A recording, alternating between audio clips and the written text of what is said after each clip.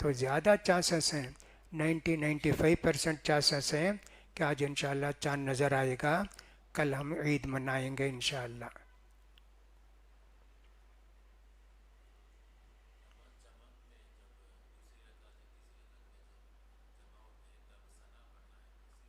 نہیں، کوئی آدمی آ کر نماز میں شریک ہوئے، امام صاحب پڑھ رہے ہیں سورہ فاتحہ وغیرہ، آپ کو چاہیے کہ اللہ اکبر کہہ کے اعوذ باللہ من الشیطان الرجیم بسم اللہ الرحمن الرحیم سورہ فاتحہ پڑھیں گے، شروع میں ملے امام صاحب کے ساتھ ثنا پڑھیے، کوئی بات نہیں، ابھی امام صاحب قرأت شروع نہیں کرے ثنا پڑھیے، لیکن امام صاحب غیر المغضوب علیہم نہیں تو ایاک نعبد پڑھتے ہیں، آپ کو چاہیے تکبیر کہتے ہی اعوذ باللہ بسم اللہ پڑھ کے سورہ فاتحہ پڑھیں، ثنا پڑھنے کی ضرورت نہیں ہے۔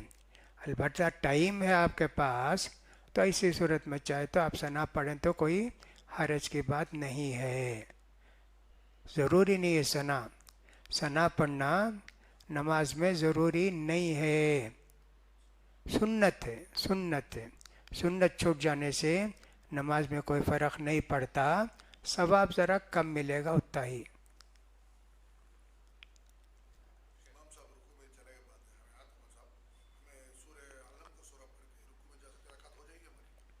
امام صاحب رکوع میں چلے گئے۔ رکوع میں چلے گئے تو آپ کو بھی اللہ اکبر کہہ کے اور ایک مرتبہ اللہ اکبر کر کے رکوع میں چلے جانا، ہاتھ باندھنے کی ضرورت نہیں، اللہ اکبر، اللہ اکبر کہہ کے رکوع کو چلے گئے۔ وہ رکعت ہوتی ہے کیا؟ معلوم تو ہے کہ سورہ فاتحہ نہیں پڑھے اس لیے وہ رکعت نہیں ہوتی، لیکن شیخ بن باز رحمۃ اللہ علیہ وغیرہ نے لکھا ہے رکوع مل گیا وہ رکعت ہو جاتی۔ اب امام صاحب رکوع کے چلے گئے، آپ آئے اللہ اکبر، جلدی جلدی اعوذ باللہ من الشیطان الرجیم بسم اللہ الرحمن الرحیم الحمد للہ رب العالمین ولا الضالین آمین، ایسا پڑھنا جائز نہیں، ایسا پڑھنا جائز نہیں، آپ کو رکوع میں جانا چاہیے سیدھا، اور وہ رکعت پوری کرنا چاہیے، بعد میں امام صاحب سلام پھیرے بعد وہ رکعت پڑھ لینا۔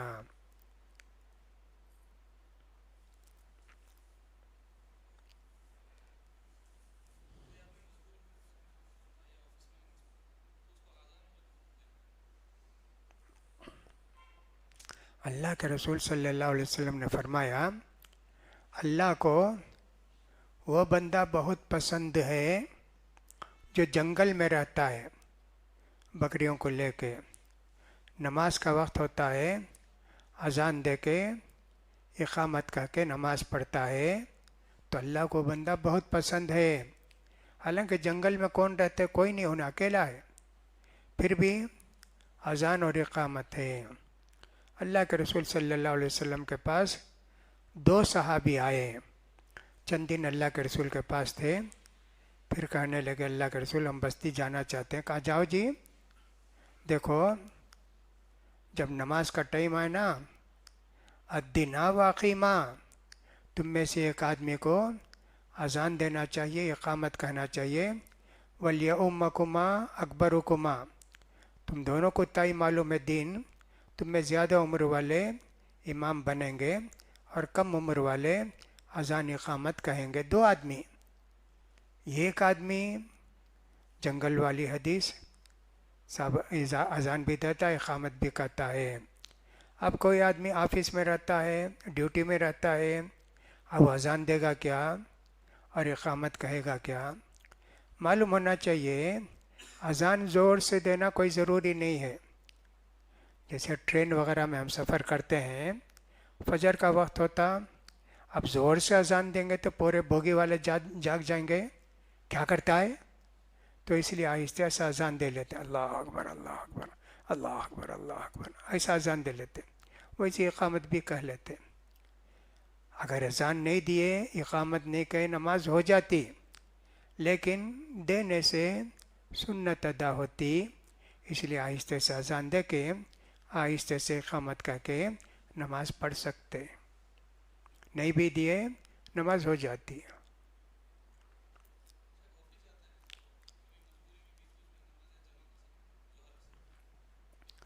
جو عام طور پر یہ سوال کون کرتے ہیں اسکول کے بچے کرتے، کالج کے بچے کرتے. ہمارے کالج میں ہمارا شروع ہوتا 10 بجے کالج، اور چھٹی ملتی ہم کو 4 بجے. ظہر پڑھنے کا کبھی موقع نہیں ملتا. ہفتہ اتوار کو چھٹی ہو تو موقع ملتا. کالج کے دنوں میں ہم کو چھٹی نہیں ملتی، آفس کے دنوں میں چھٹی نہیں ملتی. تو ہم ظہر اثر ملا کے پڑھ لے سکتے ہیں کیا؟ پڑھ لے سکتے، پڑھ لے سکتے. اگر ظہر کے وقت ٹائم ملا ہے تو ظہر میں اثر بھی ملا کے پڑھ لو.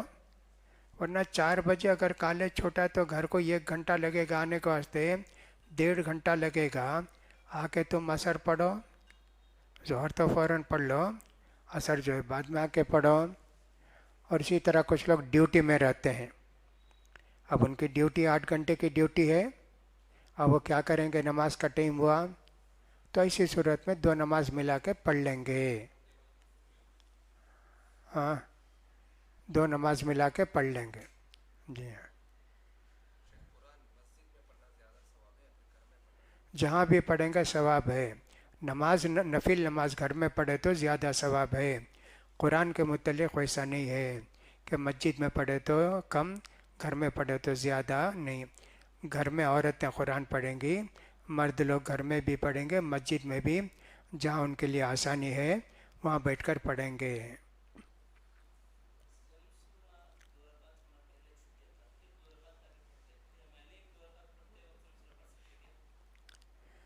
اللہ کے رسول صلی اللہ علیہ وسلم کے تعلق سے آتا ہے، ہم نے اللہ کے رسول صلی اللہ علیہ وسلم کی نماز کا اندازہ لگایا ظہر میں اثر میں کہ اللہ کے رسول کتنا پڑھتے ہوں گے. کہا کہ ہم نے اندازہ لگایا کہ اللہ کے رسول صلی اللہ علیہ وسلم پہلی 2 رکعت میں 30 آیت کے قریب پڑھتے رہیں گے. پھر اس کے بعد عصر کی جو پہلے کی 2 رکعت ہوگی نا، اس میں 15 آیتیں پڑھتے رہیں گے. اور آخر کی 2 رکعتیں ہوں گی نا، اس میں 7 آیتیں پڑھتے ہوں گے. ایسے صحابہ نے اندازہ کیا. لہٰذا فرض نماز ہو، نفل نماز ہو، اگر امام جہری نہیں پڑھاتے ہیں، خاموش پڑھاتے ہیں، تو آپ آخری کی 2 رکعت میں بھی سورہ فاتحہ بھی پڑھ سکتے، اور ایک سورہ بھی پڑھ سکتے، اور بھی کچھ آیتیں پڑھ سکتے. اللہ کے رسول صلی اللہ علیہ وسلم نے نماز پڑھائی تو ایک صحابی ذرا زور سے پڑھے، اللہ کے رسول کو خلل ہوا. نماز کے بعد پوچھے اللہ کے رسول کون جی پڑھے میرے پیچھے؟ ایک صحابی نے کہا اللہ کے رسول میں پڑھا. مت پڑھو جی میرے پیچھے، ہے نا، سوائے سورہ فاتحہ کے کچھ مت پڑھو. ایسا اللہ کے رسول نے فرمایا.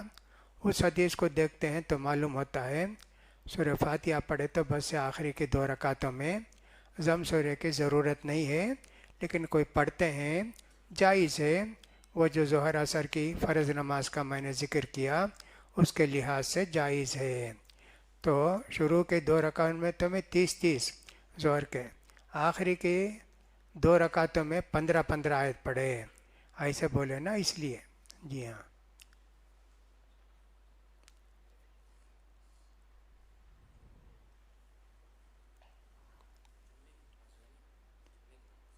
ہاں،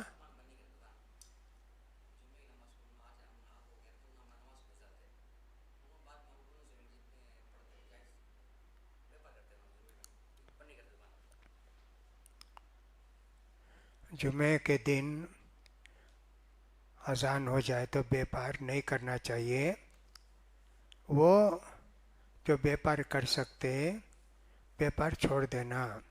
اذا نودی للصلاۃ من یوم الجمعۃ، جب اذان ہو جائے جمعے کے لیے دوڑ پڑو نماز کی طرف. اللہ کے رسول کے زمانے میں ایک ہی مسجد میں نماز ہوتی تھی جمعے کی. آج بھی جو شافی لوگ ہیں ان کے یہاں ایک بستی میں ایک ہی مسجد میں جمعے کی نماز ہوتی. مدراس میں جتنے شافی لوگ ہیں وہ مور اسٹریٹ، انگپا نائک اسٹریٹ میں ان کی ایک بڑی مسجد ہے شافی مسجد. پوری مسجد ہے، فجر کی نماز کے بعد بند کر ڈالتے، چھوٹی چھوٹی مسجد ہے، पूरे लोग जाके वहाँ नमाज पढ़ते हैं। तो अल्लाह ने कहा कि साहब तुम व्यापार मत करो। अब ऐसा है कि साहब 4-5 आदमी हैं दुकान में, तो कहीं जल्दी होती कहीं देर से होती, तो 2 आदमी तो गए जहाँ जल्दी होती, पढ़कर दुकान को गए वापस। वो 2 आदमी जो है देर से होती ना, वहाँ जाके जुमे की नमाज पढ़ते। ऐसा कर सकते हैं क्या? कंटिन्यूअस व्यापार होते रहता है, तो वो जो व्यापार छोड़ो बोले ना, उसमें फ़र्क नहीं पड़ता, करते रहते व्यापार। एहतियात करना चाहिए कि बहरहाल कहीं भी एक एहतियात करके उतनी देर दुकान बंद करें तो अच्छा है। लोगों ने लिखा है औरत अगर व्यापार करती है तो उस पर तो जुमा नहीं है, वो व्यापार कर सकती है। उसी तरह मुसाफिर है, मुसाफिर पर तो जुमा नहीं है, इसलिए मुसाफिर व्यापार कर सकता। नॉन मुस्लिम को दुकान में रखें व्यापार के वास्ते, उस पर तो जुमा नहीं है, लेकिन दुकान बंद नहीं करेंगे, नॉन मुस्लिम बेचेगा। ऐसी सब सूरतें निकाल कर रखे हैं। लिहाजा अगर ऐसी कोई मजबूरी है कारोबार करने वालों के लिए कि तुम जाके पहले पढ़ के आओ, उसके बाद हम लोग फलां जगह जाते हैं, तो हो सकता है कि जायज़ हो। यहाँ मद्रास में इसी जगह एक पहले छोटा कोहिनूर होटल था केरला वालों का। उसमें काम करने वाले होते थे सब मुसलमान, होटल में काम करने वाले 10-12 रहते थे। वो लोग ऐसे ही करते थे, ये लोग जाके नमाज़ पढ़ते 6 आदमी, उसका दिए जाने के बाद 6 आदमी इसी मस्जिद को आते, यहाँ इसी मस्जिद में फिर वो लोग जमात करके नमाज़ पढ़ते। ऐसा करते थे वो लोग। होटल का जुमे का नहीं, पूरे जुमे के दिन तो बंद कर डालते थे वो। जैसे पहले वो इसके अंदर डाउटन के अंदर एक अहमद रेस्टोरेंट था, अहमद रेस्टोरेंट लिखे थे। अब जहाँ अभी बुहारी है ना, वो जगह थी। वो अहले हदीस थे। रमज़ान में पूरे दिन दुकान उनकी बंद रहती, सारे के बाद बंद कर दिया तो फिर इफ्तारी के बाद खोलते थे, और जुमे के दिन में इसे करते थे वो। तो केरला के लोग इन सब चीज़ों का बड़ा ख्याल करते, लिहाजा कई लोग हैं दुकान में, ऐसा एडजस्ट करके वो लोग नमाज़ पढ़ें तो अच्छा है, कोई हरज नहीं होगा इंशाअल्लाह। सब थोड़े जरा का कहना है अमावस के रोज चांद नजर नहीं आता, दूसरे दिन जरूर चांद नजर आएगा। हाँ, अंदाज लगा। चांद पैदा होता ना, चांद ऐसे छुप जाता, वो अमावस की रात चांद बिल्कुल नहीं नज़र आता। वो रात ख़त्म होती फ़ौरन चांद पैदा हो जाता। वो 3-4 घंटे रह के फिर चले जाता, ऐसा होता। तो जो लोग कहते हैं कि अमावस की रात चांद नहीं नज़र आता, दूसरे दिन अरमुट कहते हैं कि क्या कहते हैं उसको, उस दिन चांद पैदा होता। नज़र आना और है, पैदा होना और है। पैदा हो जाता, नज़र नहीं आता। हिजरी कैलेंडर वाले होते हैं यहाँ भी, चेन्नई वगैरह के अंदर, वो लोग ऐसे ही करते हैं, हिजरी हिसाब से कर लेते, नज़र आए तो भी नहीं नज़र आए, चांद पैदा हो गया ना, ओ हो गया किस्सा। शिया लोग भी वैसा करते, सुना कि चांद पैदा हो गया तो हाँ तारीख बदल जाती, वैसा है उनके पास। जी हाँ।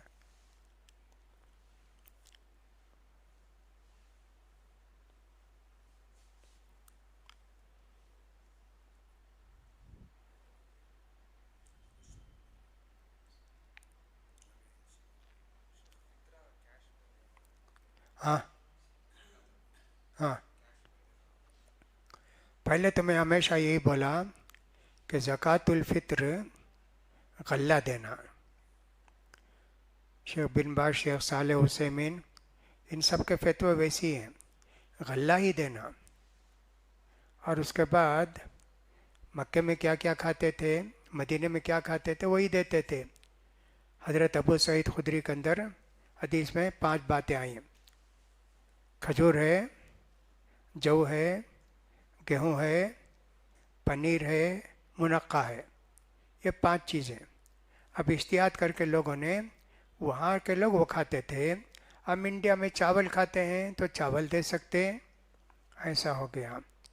अब यहाँ मसला ऐसा हो गया, کہ گورنمنٹ جو ہے آپ کو ہر مہینہ راشن کا چاول دیتی، 16 کلو کچا چاول، پتہ نہیں ابالا چاول 16 کلو کتنا دیتی، پورا کھا کے باقی چاول لے جا کے دکان میں بیچتے. ان کو چاول دیے تو کیا بھی قدر نہیں، اس لیے وہی چاول دیں گے آپ جو راشن سے ملا تو مفت کا ہو گیا آپ کا. اس لیے میں نے کہا کہ اگر کیش بھی دیتے ہیں تو جائز ہے، بلکہ بہت سارے لوگوں کا فائدہ بھی ہو جاتا ہے. کیا کرتے ہیں ہم لوگ جو مدینے میں پڑھتے تھے تو فطرہ ہم نکالتے تھے نا، پڑھنے والے بچے ہم لوگ، تو راستے میں 3 4 جگہ ایک بڑا بھرا بورا، موٹا بولتے نا مورا، اس میں گیہوں رکھتے. اس کے بعد ایک 8 10 آدمی لائن سے بیٹھے رہتے غریب، اسے 3 ریال دیتے، انہیں کور میں ڈال کے اتنا دے ڈالتا گیہوں. وہ جو غریب بیٹھتے نا ان کو دے ڈالتے. انہوں کیا کرتے پیچھے سے آ کے 2.5 ریال کو بیچ ڈالتے اسے. پیچھے سے وہ کیا چوری چھپے نہیں، انہیں پھر وہ گیہوں میں اس میں ڈال دیتا. بیچنا خریدنا بیچنا خریدنا لائن. وہ ایک موٹا لاتا نا صبح تک بھی ایک موٹا ہی رہتا ہو، حالانکہ 2500 200 آدمی کو بیچا لیکن وہ اتنا ہی رہتا. تو اللہ کے رسول کے زمانے میں پیسہ نہیں دیے نا، یہ بعض لوگوں کا اشکال ہے. اللہ کے رسول کے صلی اللہ علیہ وسلم کے زمانے میں پیسے بہت کم تھے اور پیسے کی ویلیو بہت زیادہ تھی. 2 درہم میں ایک بکری ملتی تھی، 3 درہم میں ایک بکری ملتی تھی جی. آپ فطرہ بولے تو وہ درہم میں نا اسے کاٹ کر دینا اتنا، وہ تو ہوتا نہیں. اس لیے کوئی بھی کیش نہیں دی اللہ کے رسول کے زمانے میں، سب کھانے پینے کی چیز دیے. اگر ویسا ہی ہے تو ہم کو چاہیے کہ صاحب منقع دیں، 1 سا جو 2.5 کلو کے قریب ہوتا ہے، ناپنے کا ہے وہ تو، نہیں تو کھجور دیں. 1000 روپیہ ہوگا ایک آدمی کا فطرہ. منقع دیں گے تو وہ بھی میرے خیال میں 1000 1500 کا ہوگا. گیہوں اور جو وہ زیادہ قیمت کا نہیں ہوگا. یہی 5 چیزیں حضرت ابو سعید خدری کے حدیث میں ہے. اس کے علاوہ بھی لوگوں نے لکھا ہے آپ کے بستی میں جوار کھاتے جوار دو، آپ کے کرتے راگی کھاتے تو راگی دو، ایسا لوگوں نے لکھا ہے. تو میں نے کہا کہ پیسہ بھی دے سکتے ہیں، اس سال میں نے ویسا کہا ہے. بہت سے علماء یہی بولتے ہیں کہ صاحب وہی دینا غلہ، دوسری چیز نہیں دینا. کسی نے لکھا ہے حضرت عمر بن عبدالعزیز رحمۃ اللہ علیہ نے حکم دیا تھا کہ زکوٰۃ الفطر پیسہ دو. ان کے زمانے میں پیسہ بہت ہو گیا تھا. جب بہت سارے ممالک فتح ہوئے، روم بھی، یہ بھی بہت پیسہ آ گیا مسلمانوں کے پاس، تب پیسے کی ویلیو ذرا کم ہو گئی. تب کہا کہ سب پیسہ دو، پیسہ دیتے تھے. 1950 پر 8 ہوگا میرے خیال میں، 1950 پر 7 50 پر 8 ایسا کچھ بھی ہوگا. قحط پڑا تھا انڈیا میں، چاول نہیں جی، نہیں ملتا تھا چاول، بہت مشکل سے ملتا تھا چاول. گھر میں بھیک مانگنے آتے نا، ان کو پیسہ دیا تو لیتے نہیں، کیا تو کھانے تھوڑا کھانا دیتا لوگ مانگتے تھے. کھانے کی بڑی ویلیو ہو گئی تھی تب انڈیا میں. پیسہ دیتا نا، پیسہ نہیں کھانے دیتا لوگ کہتے بھی. اس زمانے میں 1 دمڑی دیتے تھے شاید، چھوٹا 1 پیسہ ہوتا تھا. اتنا کھانا دیے تو تبرک سمجھ کے کھا کے خوش ہو جاتے تھے. ویسا زمانہ بدلتے رہتا معلوم ہوتا ہے. جی ہاں، الحمدللہ جو بھی تھے سوالات ختم ہو گئے. اللہ کی مہربانی کہ اللہ تعالیٰ نے ہم کو زندگی میں ایک رمضان پانے کا موقع دیا، اور اللہ تعالیٰ نے ہم کو توفیق دی نماز پڑھنے کی بھی، تلاوت کرنے کی بھی، روزہ رکھنے کی بھی، شب قدر میں زیادہ سے زیادہ عبادت کرنے کی بھی. بہت سے لوگوں کو اللہ نے توفیق دی. اللہ تعالیٰ ہم سب کی نماز روزوں کو قبول فرمائے. اللہ تعالیٰ ہم سب کی جو کوتاہیاں غلطیاں ہو گئی ہوں گی روزے میں، اللہ ان سب کو معاف فرمائے. اور ہمارے صدقہ فطر کو اللہ تعالیٰ قبول فرمائے، اور اللہ تعالیٰ رمضان کے بعد بھی ہم کو نماز کا پابند بنا کے رکھے، اور جو لوگ تہجد پڑھتے ہیں ان کو تہجد کی پابندی کرنی چاہیے، اور کوئی چاہیں تو رمضان کے بعد شوال کے 6 روزے بھی رکھنا چاہیں، عید کے دوسرے دن سے روزہ رکھ سکتے ہیں، مسلسل بھی رکھ سکتے ہیں، درمیان میں اگر چھوٹ گیا تو کوئی بات نہیں، ایک رکھے پھر 2 چھوڑے، اس کا 2 رکھے پھر 1 دن چھوڑے، ایسا بھی رکھے تو کوئی پرواہ نہیں ہے، کوئی حرج نہیں ہے۔ شوال کے شروع میں رکھ لیں تو زیادہ اچھا ہے، شوال ختم ہونے تک بھی رکھے تو کوئی بات نہیں ہے۔ البتہ جن عورتوں کے رمضان میں روزے چھوٹ گئے، پہلے وہ روزہ قضا کریں گے، بعد میں چل کر نفل روزہ رکھیں گے۔ اللہ تعالیٰ ان سب کی توفیق نصیب فرمائے۔ وآخر دعوانا الحمد للہ رب العالمین۔ سبحانک۔